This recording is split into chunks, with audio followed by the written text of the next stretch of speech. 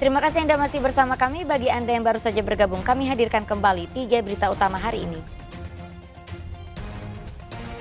2 hari terbakar, api di wilayah Gunung Guntur, Garut belum berhasil dipadamkan.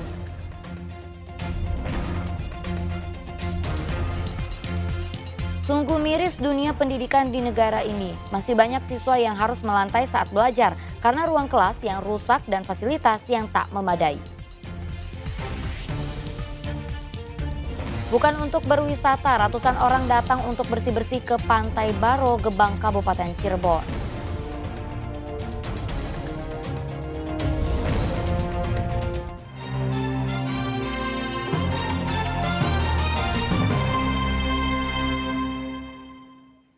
Ya, di tengah hiruk pikuk RUU Pilkada, negara seolah abai dengan dunia pendidikan. Di wilayah Kabupaten Sukabumi dan Kuningan masih banyak siswa yang harus melantai saat belajar karena ruang kelas yang rusak dan fasilitas yang tak memadai. Tak ada pilihan, tapi bukan berarti tak ada yang bisa dilakukan.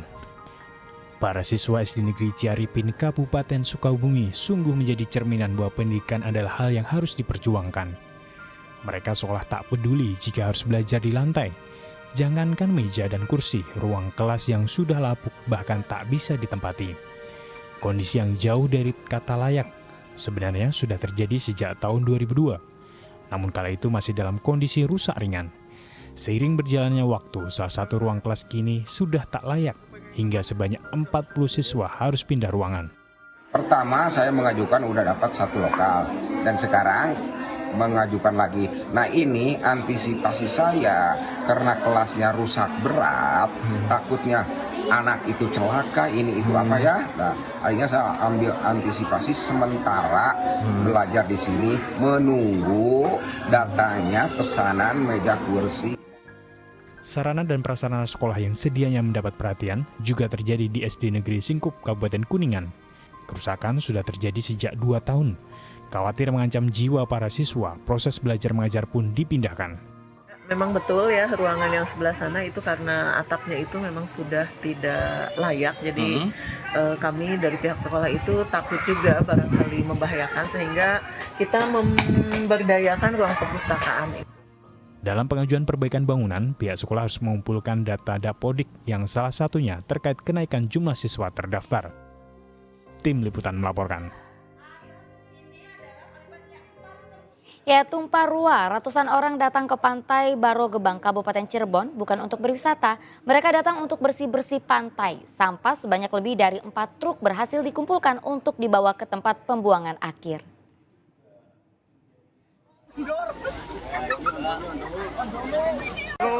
Ratusan orang mengikuti bersih-bersih Pantai Baro Gebang yang digelar Dinas Lingkungan Hidup bersama pemerintah desa di Kabupaten Cirebon.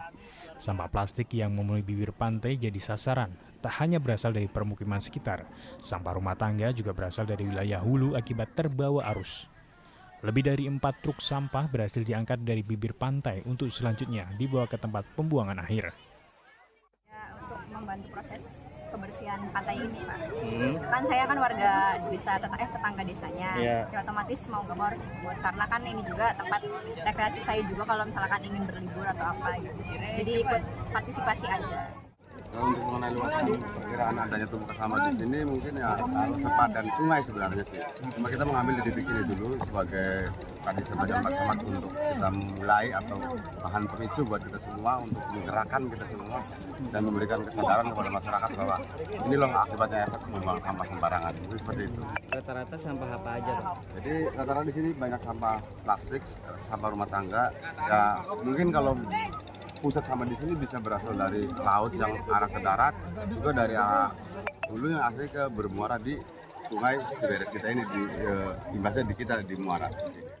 Bersih-bersih pantai sebagai bentuk kepedulian terhadap lingkungan sekaligus menumbuhkan kesadaran pentingnya ekosistem laut. Maruli Habibi melaporkan dari Kabupaten Cirebon. Melakukan bersih-bersih sampah.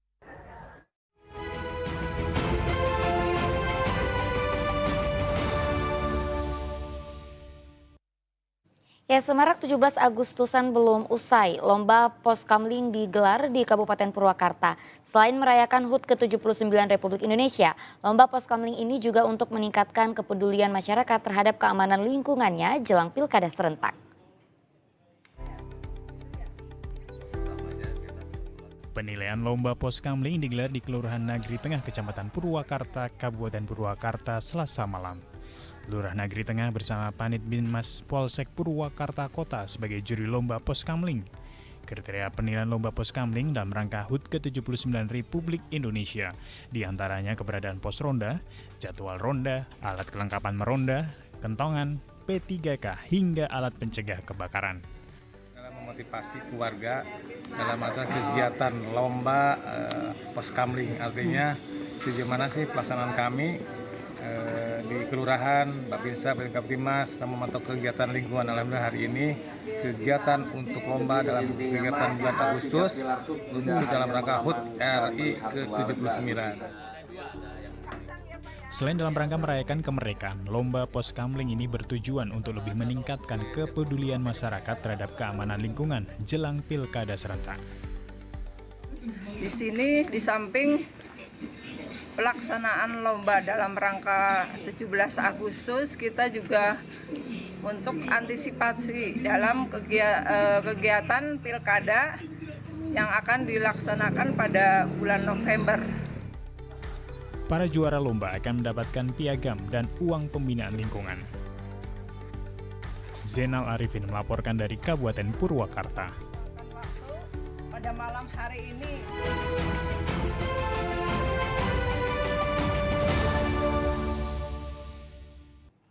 Ya, informasi tadi mengakhiri jumpa kita. Atas nama rekan yang bertugas, saya Auriga Gustina mengucapkan terima kasih atas kebersamaan Anda.